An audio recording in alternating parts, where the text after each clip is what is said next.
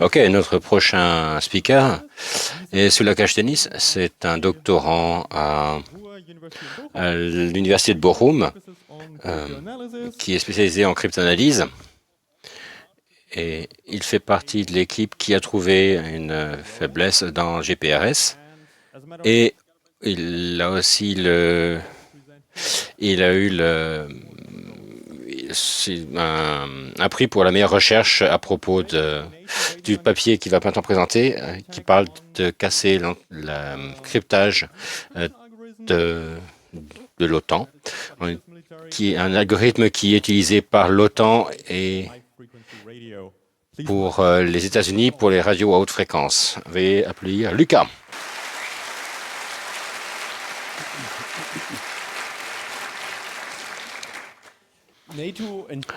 L'OTAN utilisent un algorithme qui s'appelle AFLOOP24 et je vais expliquer comment on peut le casser. Mais on va commencer au tout début, on va commencer par expliquer ce que c'est que la cryptographie symétrique. Et nous avons besoin de deux personnes, Alix et Benjamin. Vous avez la blague. En généralement, c'est pas Benjamin, c'est Bob. Mais comme j'utilise des éléphants pour expliquer la cryptographie, je l'appelle Benjamin. Pourquoi ces éléphants? C'est parce que ce sont des Kazafans, et les Kazafans, c'est la mascotte de Casa, qui est Cyber Security dans l'Edge. Donc, c'est le logo de Casa, qui est justement le cluster d'excellence à l'Université de Bochum. Donc, Alice et Benjamin veulent discuter sur un canal qui n'est pas sécurisé. Il y a quelqu'un de méchant qui s'appelle Charlie, et Charlie veut écouter leur conversation. Donc, ce que Alice et Benjamin, ils ne veulent pas que Charlie les écoute, et donc, dans notre métaphore, on peut mettre un cadenas dans une boîte. C'est une boîte que Charlie ne peut pas ouvrir, et donc il y a avec un cadenas pour que Charlie ne puisse pas l'ouvrir, et ensuite ils peuvent envoyer la boîte et que les deux ont une clé pour ouvrir le cadenas, et du coup ils peuvent communiquer sans que Charlie puisse l'entendre. Et c'est en principe ce que vous voulez faire dans le monde digital en utilisant la cryptographie symétrique. Et si vous vous posez la question pourquoi c'est symétrique, c'est parce que la clé est la même des deux côtés. C'est pour ça que c'est symétrique. Il y a aussi la version asymétrique, ou qui est aussi appelée cryptographie à clé publique, qui avait une clé secrète et une clé publique. Donc ils vont utiliser la cryptographie pour éviter une clé. Et donc, en fait, ils vont faire leur cryptage.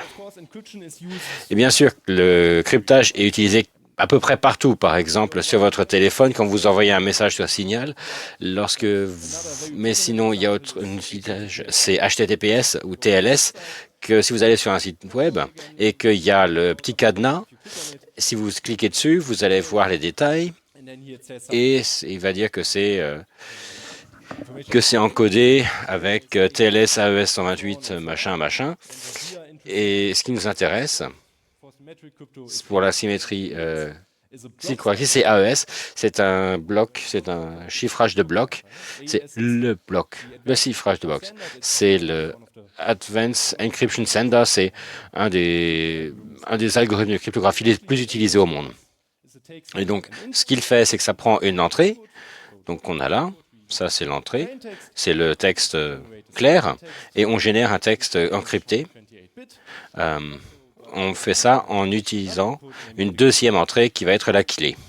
Et la sécurité et garantie que nous donne AES, c'est que l'attaqueur, Charlie, ne connaît pas la clé secrète, et donc, s'il ne la connaît pas, il n'y a aucune possibilité qu'il puisse transformer le texte chiffré en texte clair.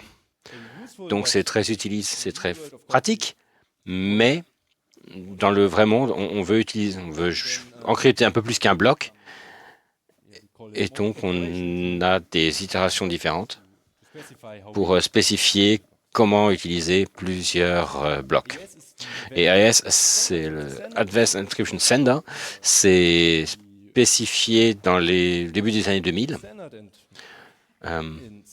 Et depuis, c'est très utilisé. Donc, comme je disais, c'est la garantie, c'est que personne ne peut déduire le texte en clair du texte crypté sans avoir la clé. Pourquoi est-ce qu'on est certain? Tout simplement parce qu'on n'a pas encore trouvé d'attaque contre ça. C'est pas une vraie preuve mathématique pour dire que c'est sécurisé, mais on n'a pas encore trouvé d'attaque contre, donc c'est pour ça qu'on a relativement confiance, avec plus de 2 décades de recherche. Malheureusement, même si c'est super cool et qu'on n'a pas le temps pour regarder dans tous les détails, mais si vous voulez savoir plus, il y a une présentation par Christophe Parr en ligne que tout le monde peut regarder gratuitement. Christophe est un professeur à Bochum et c'est son introduction, c'est ce que vous allez regarder si vous étudiez la cybersécurité. Et au passage, Christophe est aussi le chef du Max Planck Institute à Bochum et le fondateur. Donc ça, c'était l'introduction en cours. Ok, donc vous n'êtes pas là pour une présentation sur la présentation de la crypto. Donc on ne va pas aller trop en détail. Ok, je vais vous montrer cette photographie. Donc essayez de comprendre la connexion entre ce talk et cette photographie et la military radio. Il n'y a pas de vraie connexion. La vraie connexion est moi-même, parce que j'ai pris la photo moi-même à 2 ans et demi in Essen. Et j'étais en Essen pour la première conférence académique que j'ai faite pour la chiffrement rapide, qui est la conférence chiffrement symétrique. Et il y avait également les vacances grecques.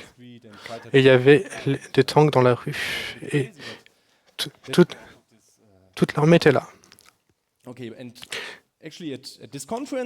Ok, à cette conférence, j'ai délivré un talk sur la cryptanalyse de la radio haute fréquence. Et je voudrais rapidement réexpliquer le titre. Marcus Danzari. La cryptanalyse est juste le mot que vous utilisez pour regarder les chiffrements quand on veut casser ou quoi que ce soit. Sodark est juste le nom du chiffrement, mais je veux parler à partir de radio haute fréquence automatique et établissement de liens automatiques.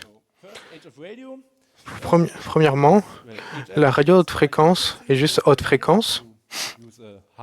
On utilise une haute fréquence entre 3 MHz et 30 MHz. Autrement, on aura des propagations avec le ciel où les fréquences sont réfléchies sur l'atmosphère haute.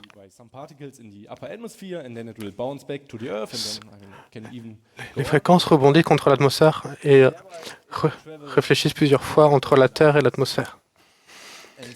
Ça permet d'avoir une communication à large distance sans avoir une infrastructure externe.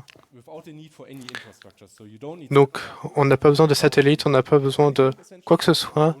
On a besoin de radio, des deux côtés.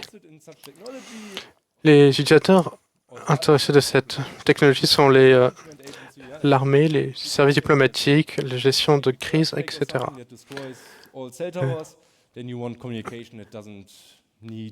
Donc, s'il y a un autre souci, on n'a pas besoin de nouvelles infrastructures.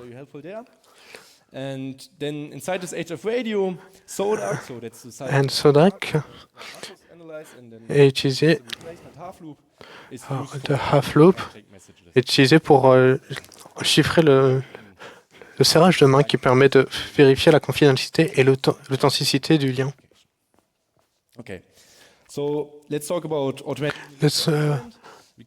Allons parler de l'établissement automatique de liens. Ce n'est pas assez simple que ça, où il suffit juste d'envoyer et c'est bon, ça marche. C'est bien plus compliqué que ça. Depuis le milieu des années 80, on a besoin d'opérateurs des deux côtés qui contrôlent bien pour faire ça de façon un peu plus simple, pour établir les liens de façon automatique. Plus simplement, on ne va pas aller trop dans les détails pour comprendre ce que c'est, mais si on a une façon, un serrage de main à trois voies du premier côté, où Benjamin envoie un message à Alice, Bob répond avec un message similaire pour dire que oui, il veut bien communiquer avec, et qui enverra. Et je simplifie encore pas mal, mais en gros, le lien est établi. Et ensuite, on peut envoyer soit de la voix, soit de la donnée. On envoie ce qu'on veut. On peut envoyer des emails. Et ensuite, on clôt la communication. Et maintenant, vous pouvez nous remarquer, il y a un petit cadenas. C'est parce que ces messages de handshake, de serrement de main, sont chiffrés. Sont chiffrés avec soit Half-Loop ou Sodark. Donc Sodark est un prédécesseur de Half-Loop. Mais maintenant, c'est Half-Loop qui est utilisé pour chiffrer ces messages. Et donc, en chiffrant ces messages, si vous utilisez des méthodes de script de chiffrement fort, vous gagnez des propriétés, notamment la confidentialité du handshake. Et comme ça, vous n'avez pas la clé et vous ne savez pas qui communique, parce que bien sûr, le message chiffré connaît l'identité des personnes qui communiquent.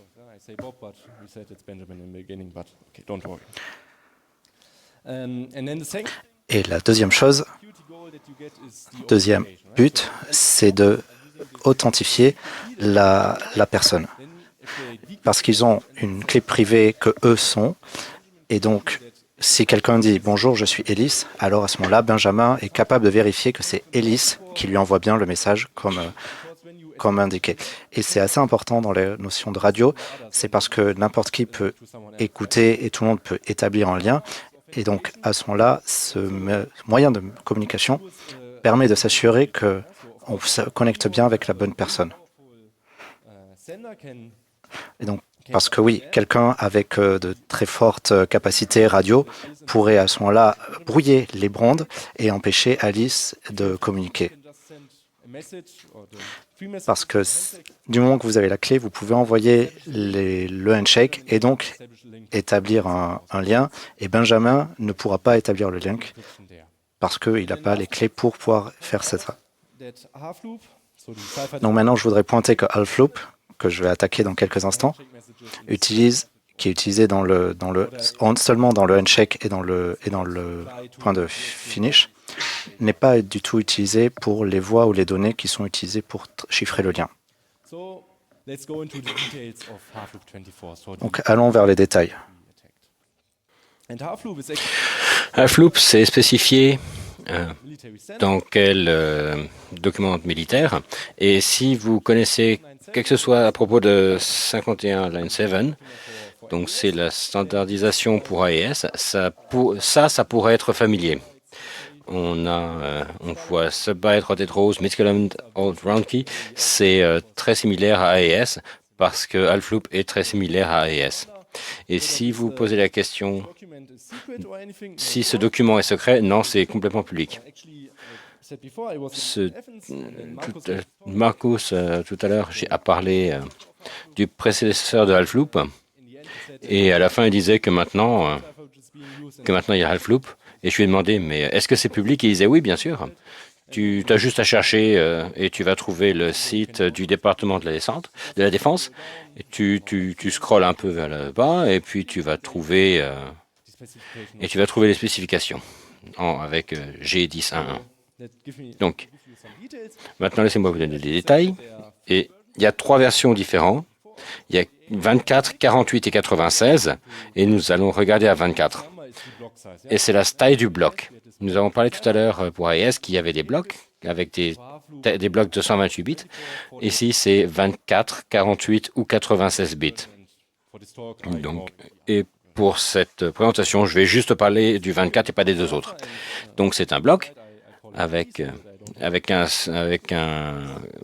que cette fois-ci j'ai appelé E, comme ça c'est pas marqué Halfloop dans la boîte, et ça remplace Sodark Cypher.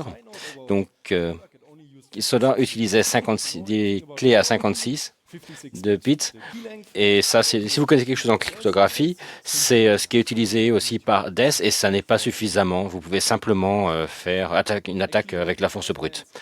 Donc ça a été spécifié en 2017. Ça a été spécifié dans le standard militaire. Et donc, c'est une clé à 128 bits.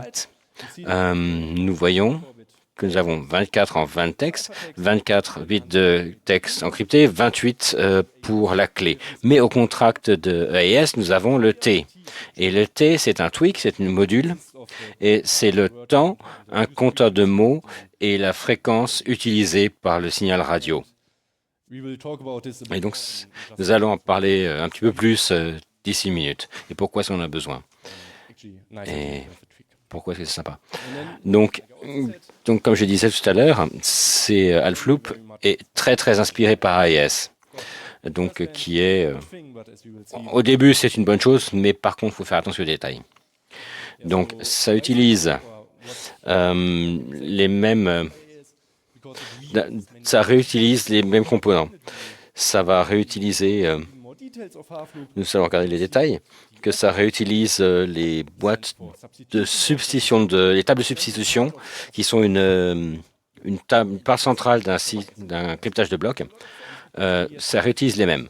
Et c'est logique puisque ce qui est utilisé par AES est très fort. Sinon, s'il y a aussi l'ordonnancement des clés, mais si vous ne savez pas ce que c'est pas grave, on va en voir parler. Donc, nous avons une matrice 3 x 1. Généralement, on utilise une matrice 4 par 4, mais ça, on utilise cette matrice à 3 par 1. Donc, c'était la matrice de F-espace. Et comme pour AEN, nous utilisons 10 cycles. Donc, je vais vous donner un petit peu plus de détails à propos de ce modulage, donc du tweak. Donc, regardons à cette image que tout le monde connaît. Qu'est-ce que vous voulez utiliser si vous voulez encrypter une image? Donc, AES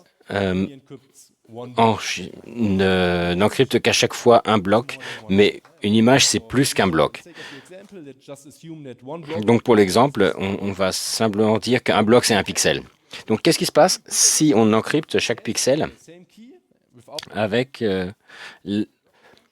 sans connexion à propos des blocs? C'est juste comme ça. On va l'appeler Electronic Code Boot, c'est ECB, et du coup, ça ressemble à ça.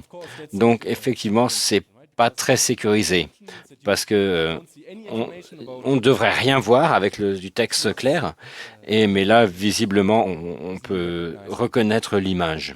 Donc, c'est facilement. On reconnaît le texte très facilement. Donc, ce qu'on va faire, on va utiliser GCM, qu'on utilise donc avec HTTPS. On utilise GCM. Et donc, avec le module, on peut utiliser ECB. Si on a un modulable, on va avoir ça même avec ECB. Et du coup, on a du bruit et on ne voit plus l'image du tout. Et l'image, c'est que le module, c'est quelque chose qui change même si le texte de base ne change pas. Et donc, on a 2 pixels. Si on a 2 pixels à droite, on a la même image. Mais si on utilise la position XY comme entrée supplémentaire et qu'on rajoute ça dans notre texte comme modulage, et on a un texte qui est complètement différent et on a quelque chose qui est plus sécurisé. Donc ça, c'est notre tweak. Donc il y a un compteur. Si vous avez la même image, vous pouvez avoir la position la même. Donc voilà. Enfin bon, c'est le modulage. Donc allons encore plus dans les détails et soyons plus techniques. Et donc la fonction de Halfloop 24. Donc ça, c'est les opérations qui arrivent 10 fois. Donc dans half loop, on fait cette opération 10 fois et vous avez le texte. Donc à gauche, il y a les entrées. Donc on a les 3 entrées ou l'état, si c'est le premier truc. Donc ça fait 24 bits en 3 fois 8 bits. Et ensuite, ce qu'on va faire, c'est on va rajouter la clé, quelque chose qui est dérivé de la clé actuelle, et on va faire un OU exclusif de la clé. Comme ça, donc s'il est bon, c'est un OU exclusif en logique booléenne. Ensuite, on a la box de substitution. Donc, on a c'est la boîte de substitution ou la table de substitution d'AES. Donc, on a celle-ci. L'entrée X, qui est 8 bits. Donc, il y a 256 possibilités. Et on a en sortie la valeur de sortie. Pour la sécurité, c'est à ça que ça ressemble une table, comme ça. Bon, ensuite, il y a plus de choses, de détails, mais ça ne nous intéresse pas. Le prochain, c'est le calcul linéaire, où on va ajouter ou enlever donc on va faire de la rotation de bits. Ensuite, on va mélanger les colonnes, sauf que c'est linéaire. On va simplement multiplier par une matrice de 24-24, une matrice binaire, pour le mélange des colonnes. On fait des opérations sur les bits, donc les associations, ça va être, on va faire du XOR ou on va utiliser le modulo de 2. Pour chaque bit, vous allez à la fin avoir 0 ou 1. De même, une sortie en 24 bits, donc on va regarder par exemple avec celle-là, c'est 010203. Donc 0. Donc ça va être, ça c'est notre key pour le round, donc pour le cycle. Et ça va être le XOR, ça va nous donner cette sortie-là. 7F01, ça va nous fait un 7E. Ensuite, j'ai pas mis toutes les values dans toutes les valeurs, mais j'ai juste celles que j'ai. Et donc, on peut regarder que 7E, ça veut dire qu'on va avoir une sortie F3. Donc, c'est relativement simple. Ensuite, pour le linéaire, mais on va trouver F3. Je fais-moi confiance, c'est à ça que ça ressemble. On va avoir 28 dB. Ensuite, la multiplication. Et donc, on va avoir en sorte. Donc ça, l'étape intermédiaire, on va avoir après la rotation. Et à la fin, après le mélange des colonnes, on va avoir 69, 36 et AC. C'est le résultat qu'on a. Donc, pour half loop, on a 10 cycles. Premier cycle avec la clé 0. Ensuite, on a le deuxième, le deuxième cycle avec la clé K1. Ensuite, il y a ça continue. Et le dernier est un petit peu différent, puisqu'on ne va pas mettre de sécurité, on va juste faire l'addition de la clé. Parce que sinon, un adversaire pourrait simplement faire repartir en bas. Et ça, c'est l'algorithme complet de half loop.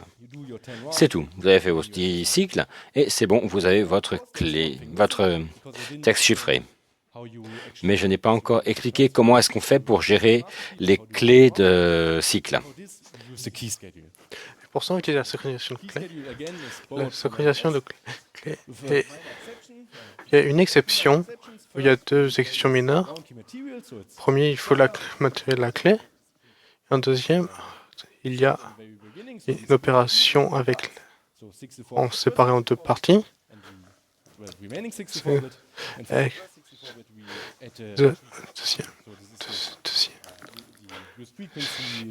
La fréquence utilisée, le tweak qu'on a parlé plus tôt. Et on refait la synchronisation de clés. On a ce ou exclusif qui sont en cascade. Et on a cette fonction G. Et on n'a pas besoin de s'inquiéter à propos de Popo. C'est encore une autre opération S-block. Et ensuite, on apprend la clé ronde. On répète l'opération You only have one byte left. en boucle. Then you do this AS round key schedule function, and then you have this. La synchronisation de clés. Take the bits that you and you just continue taking Et the on, bits. et on continue de prendre les bits au fur et à mesure. Only there you have Et une fois qu'on arrive à la fin, 10, so that's on a 2 octets de clés. On a juste besoin d'un octet en plus. On n'a plus que cette fonction encore. everything except for the first byte. Et on a tout sauf le premier byte. All the Octet. 64, so that's 24 times 11 round key bits that we. Et on a la longueur de la clé qu'il nous faut. So La- now that we know how half loop works, Maintenant qu'on sait comment Airflow fonctionne, maintenant regardons comment fonctionne l'attaque. the attack I'm going to show you is based L'attaque que je vais vous montrer aujourd'hui est basée sur 2 papiers, before it. sur comment casser Half-Loop 24 par Marcus Andazari, His work on Soul qui a présenté caught our attention, and son travail à Stockholm. Bess from France and Gregor Leander. Patrick Lebes de France et Gregor Lander, mon superviseur à Bochum. The outcome of the paper essentially was, okay, half-loop 24 is not secure. Yeah? We have Ok, Half-Loop 24 n'est pas sécurisé. Il faut une attaque plutôt forte the theoretical standards, yeah, because we pour un standard, pour casser le standard. can even talk about just Mais- 500 years, and then Mais si on peut juste écouter ce qui se passe depuis 20 ans, don't care if the attacker needs 500 years worth of. mais on s'en fiche si l'attaque prend 500 ans à être réalisée parce que c'est pas réalisable. Paper in Mais ensuite, last year, j'ai présenté ce papier encryption l'année dernière au Japon, conference.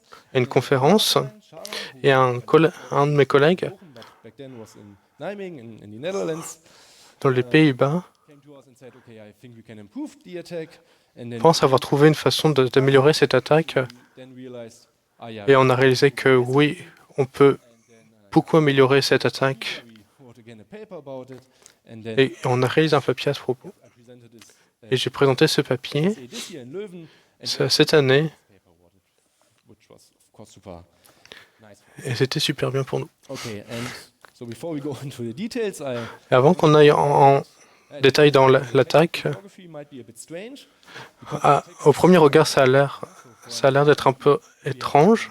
Attacker Charlie on the left, Et à gauche, nous avons Charlie, l'attaqueur, et à droite, nous avons Alice avec la clé secrète. Alice. So Charlie can say Charlie peut envoyer and then Alice will une demande de texte chiffré à Alice, et Alice peut répondre avec le texte chiffré. hey, maybe you can encrypt this for me.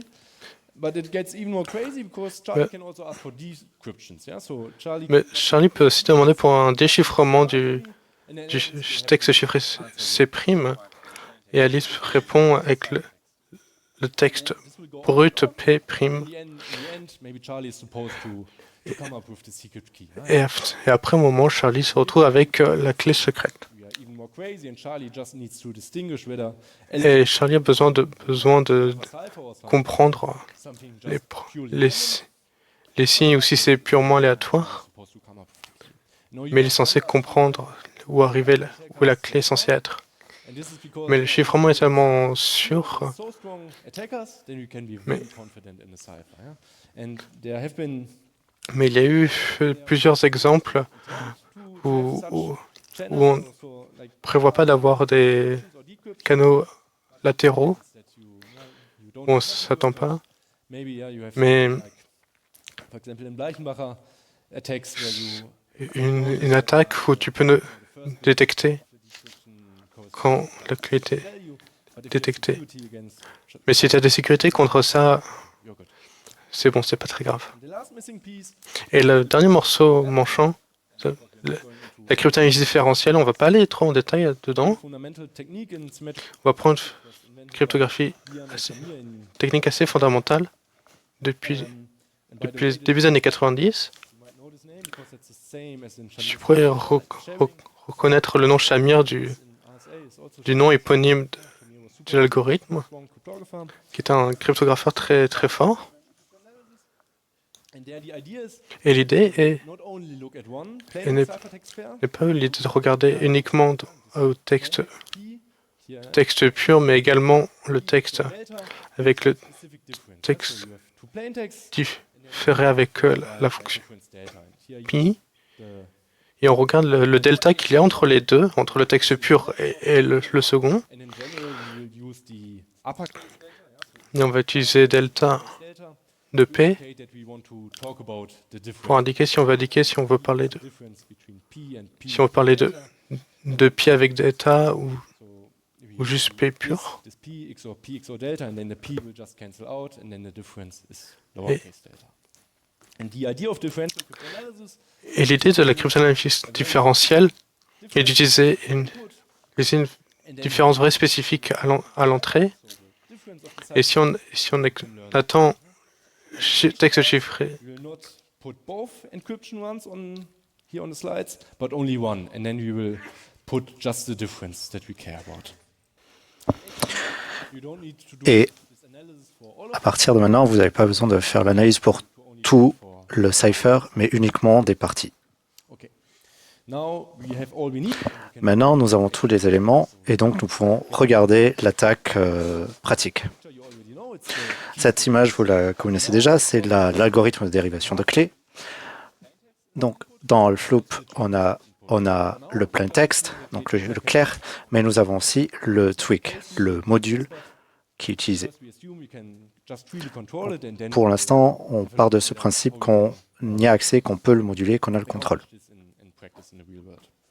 Now what we are going to do is we are going to Maintenant, ce que nous allons faire, nous allons poser une différence dans ce tweak, dans cette personnalisation.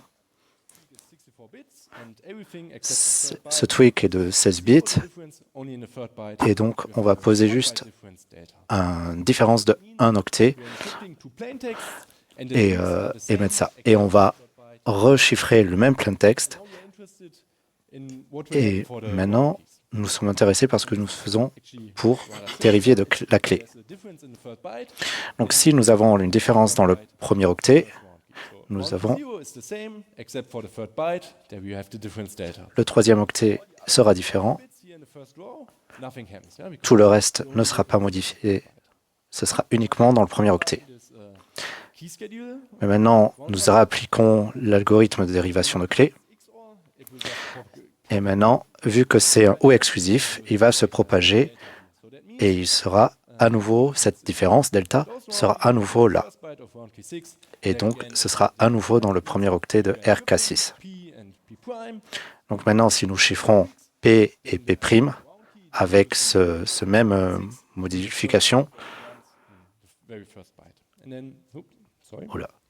Here the delta will also propagate this way. Et donc à ce moment-là, It means that we also have one ça se propage au travers des autres O exclusifs et donc vous aurez un R delta 7 et ce delta se réapplique doesn't have any influence dans les autres on this byte. RK It just stays. 6, 7, 8 et Now let's 10. plug this in again into the Donc maintenant, si on repositionne ça dans la vue complète de Alfloop, we are doing this two encryption. et donc on voit, And you can even put the specific on peut même faire apparaître là où apparaît delta de manière précise dans chaque position. The crucial step of the attack Et maintenant, l'attaque importante, plain text pair which has c'est que nous pouvons utiliser un clair et nous pouvons regarder les différences. the same in the first two bytes and then again has difference delta and Et donc, si nous positionnons, value any one byte nous avons les deux mêmes différences, zero, but except that any byte and then they will cancel out and et donc elles vont s'annuler. Et donc, nous aurons une différence d'état, et donc une différence d'état, after the donc delta majuscule, qui sera égale à 0. we are encrypting two different plain texts with two different tweaks. Donc, si nous Key additions they are the same. chiffrons deux delta avec la même chose, nous aurons le même résultat. Of the S boxes will be the same. Et donc, la sortie de la S-box de la table de substitution sera la même, et donc la substitution linéaire sera la même, Same round key. et avec la même It's the same.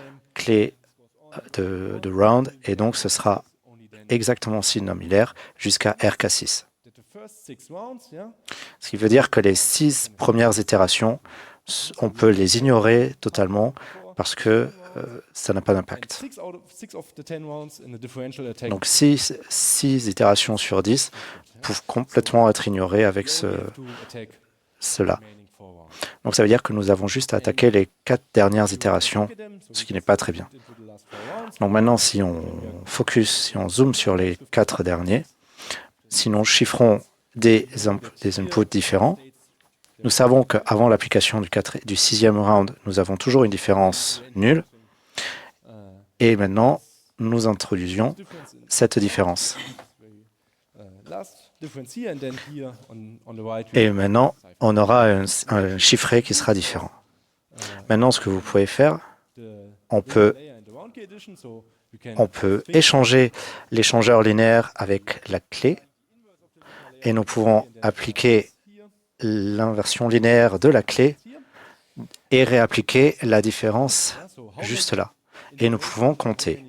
Et maintenant, combien d'éléments, combien de bits avons nous besoin de savoir pour trouver et comprendre cette différence? À RK10, RK10. Mais maintenant, pour l'inverse de RK7, donc maintenant, quand nous appliquons l'inverse de linéaire, on a juste besoin du premier octet de la première clé pour trouver cela.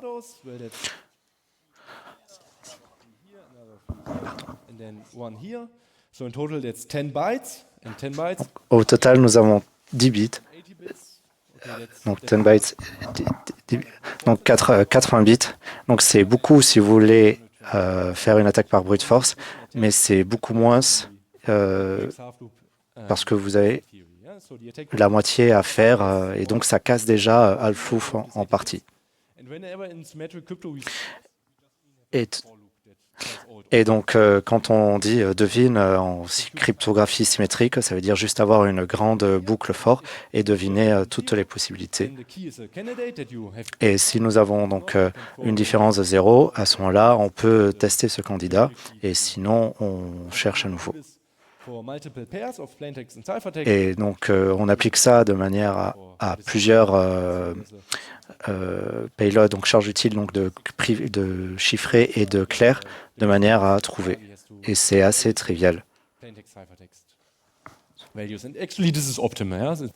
Donc c'est relativement optimal.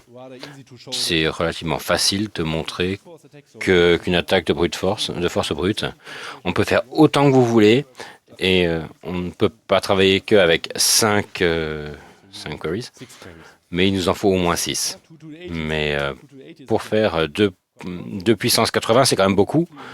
Mais c'est à peu près ce que fait ce que le réseau Bitcoin fait. C'est pas quelque chose qu'on peut faire à l'université, mais on peut encore améliorer cette attaque. On peut faire des précalculations. On n'a plus besoin de voir que les clés 9 et 10, et ensuite il y a une table précalculée, et puis on peut utiliser ça. On peut encore améliorer en utilisant deux requêtes de plus, et c'est 2 puissance 48, et ça on peut le faire. Et donc on a implémenté cette attaque qu'on vient d'expliquer. Donc ce sont les deux en bas. Donc ce sont le cryptage, où simplement on demande à Alice de crypter quelque chose, mais on n'a pas besoin de demander à Alice de décrypter. Et c'est quelque chose la complexité temporale et combien de calculs il faut faire, c'est de puissance 10, c'est 1024, donc c'est relativement simple, mais il faut plus de recherche et c'est un petit peu, peut-être pas forcément réaliste, mais ces 2 puissance 56 ou 2 puissance 48 et 5 gigas de mémoire, c'est rien, c'est facile. Cela, on peut en faire une attaque pratique. Et donc, avec, sinon ALE, on peut utiliser donc 2 puissance 48 et c'est à peu près, en théorie, il faudrait avoir ça, les 8, mais ça fait à peu près 2 heures d'écoute d'Alice. Donc, je vais expliquer comment est-ce que ça fonctionne en prochain, mais c'est à peu près 2 heures, mais il vous faut aussi le texte clair. Il ne faut pas seulement intercepter les signaux radio, mais il faut aussi connaître le texte. Il faut connaître le texte non crypté. Donc, regardons l'attaque en pratique. Pour ça, il faut comprendre un ALE. Ce n'est pas 2 parties, c'est un réseau. Et tout le réseau a une seule clé.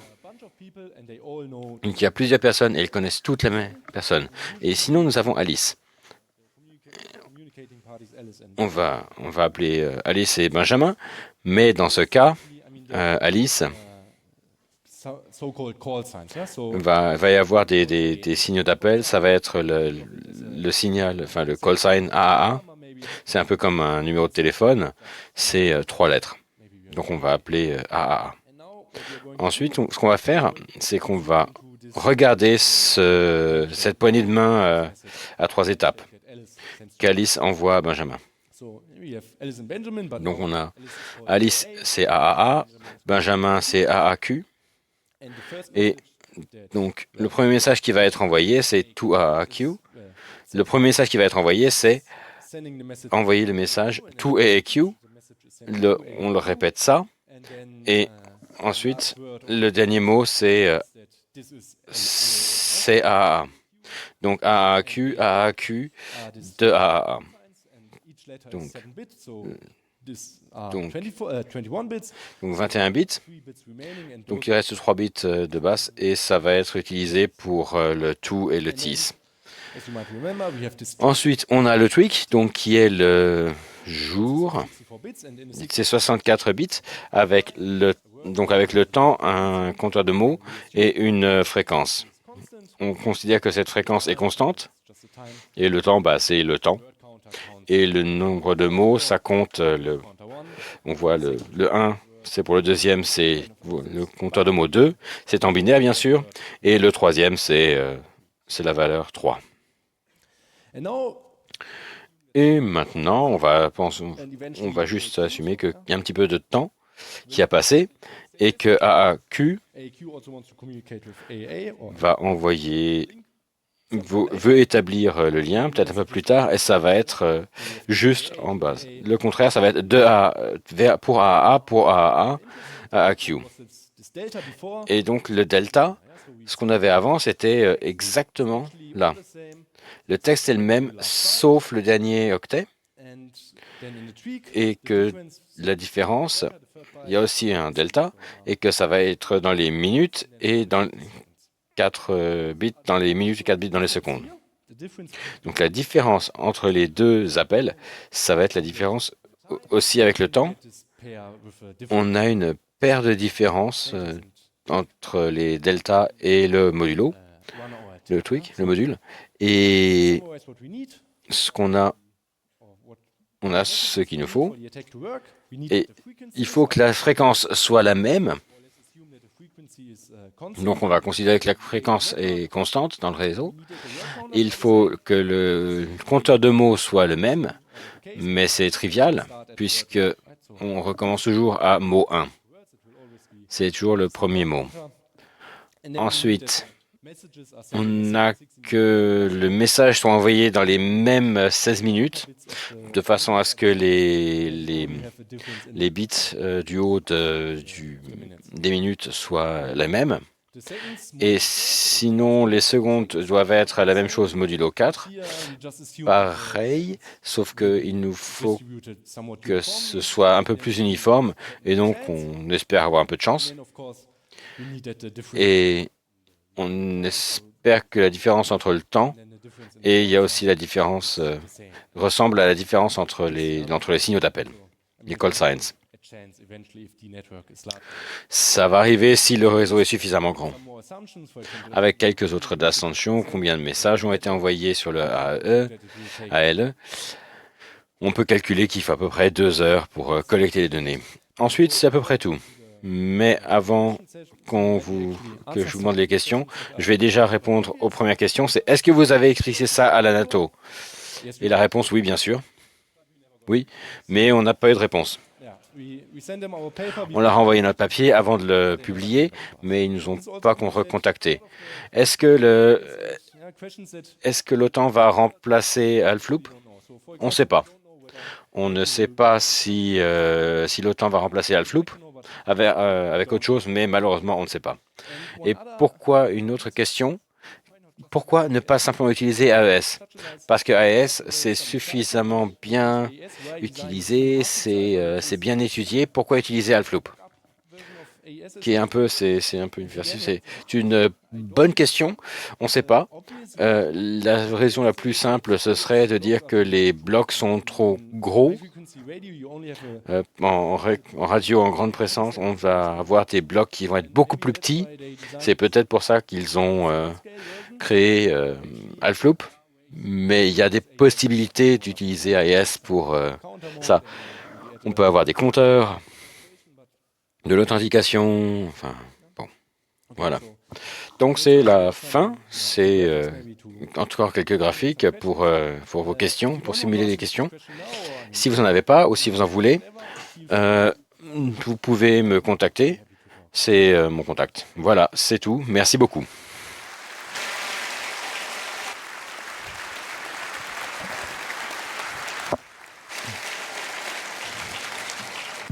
Thank you, Lucas. Merci Lucas. Si vous souhaitez poser des questions, écoutez dans la pièce, please, levez la main. Allez vers le microphone. On a la première question depuis Internet. Bonjour et merci pour le talk intéressant. Tu as l'air d'avoir du succès à avoir établi des méthodes.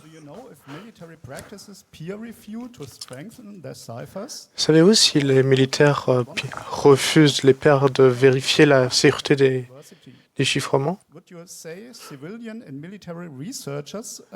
Pensez-vous que les recherches civiles et militaires travaillent et veuillent travailler ensemble? Première, est-ce que la revue de pairs? Ça dépend comment tu définis la revue de pairs. Pour les chiffrements académiques, oui. Oui, bien sûr, on le fait. On publie ça dans une conférence ou dans un journal et c'est vérifié. Mais là, pour le coup, je ne pense pas qu'il y avait le moindre revue de pairs. J'espère qu'il y a de la revue au moins interne, mais pour essayer d'identifier les faiblesses.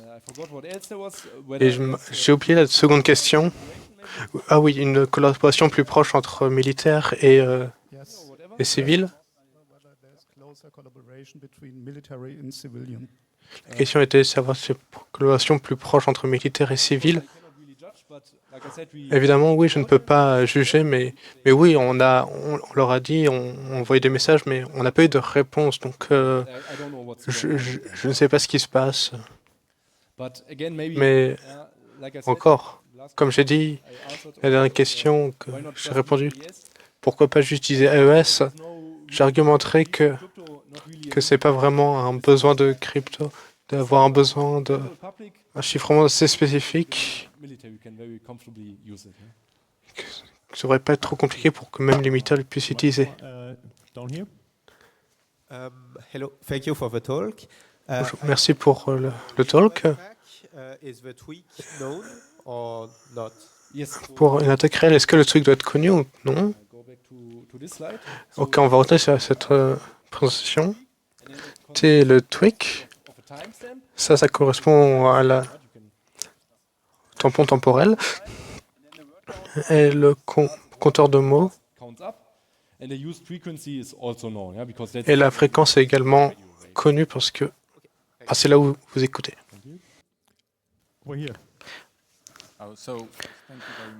Premièrement, merci beaucoup pour cette présentation très intéressante. Vous avez mentionné qu'il faut à peu près 30 minutes de données. Donc, de ce que je comprends de Alfloop, c'est uniquement utilisé pour le handshake. Donc, il faut réussir à avoir 2 heures de handshake. Donc, oui, bien sûr, c'est difficile d'avoir 2 heures de handshake. Donc, si vous envoyez un message toutes les 10 secondes, et c'est débattable de combien de messages sont envoyés par intervalle de temps, mais ça dépend de combien de communications sont en cours actuellement. Mais ces 2 heures, c'est 2 heures dans lesquelles vous devez attendre, pas forcément 2 heures de message complet.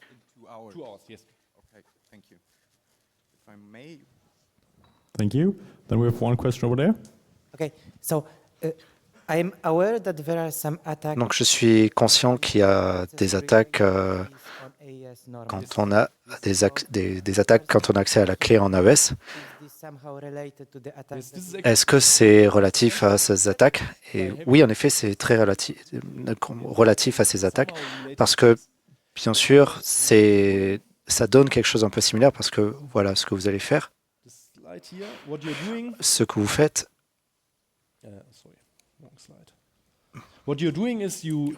faites, vous ajoutez le tweak à la clé et c'est ça qui est une très mauvaise idée.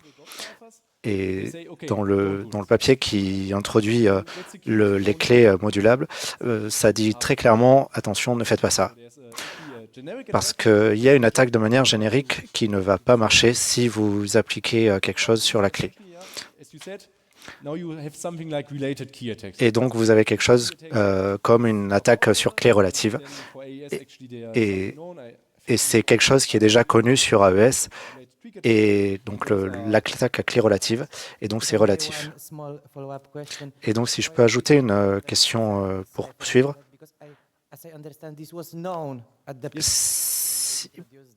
Donc, c'était connu. Ce mode d'attaque était connu. Et donc, pourquoi ça a été fait? J'aimerais savoir pourquoi, mais je ne sais pas. Et donc, ajouter le tweak à la clé, c'est quelque chose qui est facile, mais si vous ne savez pas, ça peut paraître comme une bonne idée. Mais non, ce n'est pas une bonne idée. You have a follow-up question here? Thank you. So, Donc, although you said you will not talk about même si vous avez dit que vous n'allez pas parler de 48 et 96, quelle serait votre estimation pour l'effort supplémentaire pour casser cela, pour déchiffrer cela? Donc, ce que je viens de dire, puisque vous appliquez juste un truc à la clé, ça vous donne déjà l'attaque générique. Et ensuite, de la perspective de cryptographie, en tant qu'académique, on peut déjà considérer que c'est cassé, mais avec la complexité, avec 2,64, c'est pas si pratique que ça, puisque c'est plus de données que ce qui va être encrypté, ce qui va être chiffré. Mais dans un deuxième papier, on a quelques considérations sur les autres versions, des attaques sur l'homme au milieu, mais c'est pas pratique. Donc, c'est difficile de dire combien de travail supplémentaire il devrait y avoir à faire, mais tout de même, j'aurais tendance à dire que ne leur faites pas confiance. C'est juste que, bon, je dirais quand même, ne les utilisez pas. The Signal Angel. Le Signal Angel a d'autres questions. Prochaine question, c'est comment est-ce qu'il gère le cas où le chiffre et où le cryptage arrive 0,0 tout à la fin d'une seconde et que la suite, c'est au début de l'autre seconde. Donc, au pire, je ne m'y connais pas si bien que ça, mais au pire, on utilise les deux cas. Donc, s'il y a suffisamment de structure dans le texte, on va reconnaître, on va savoir si cet identifiant et cet identifiant-là, ils doivent être le même. Donc, on peut simplement utiliser deux valeurs et être certain. On va voir si on a quelque chose qui a du sens ou pas. Mais il faut faire attention. Si vous le faites 2 ou 3 fois, c'est pas compliqué. Mais si vous commencez à décrypter beaucoup, c'est pas non plus une bonne idée. Il faut juste, l'attaqueur a besoin de faire juste une fois. Donc, voilà. Thank you. Over here. Ici. Est-ce qu'on peut le réparer, cet algorithme? Ça dépend de la définition de réparable.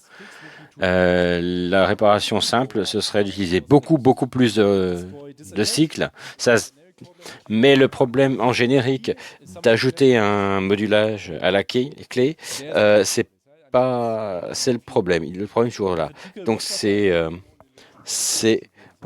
quand on a une clé, lorsqu'on a un chiffrage de blocs modulable, on sait comment c'est censé être fait. Il y a de la littérature là-dessus.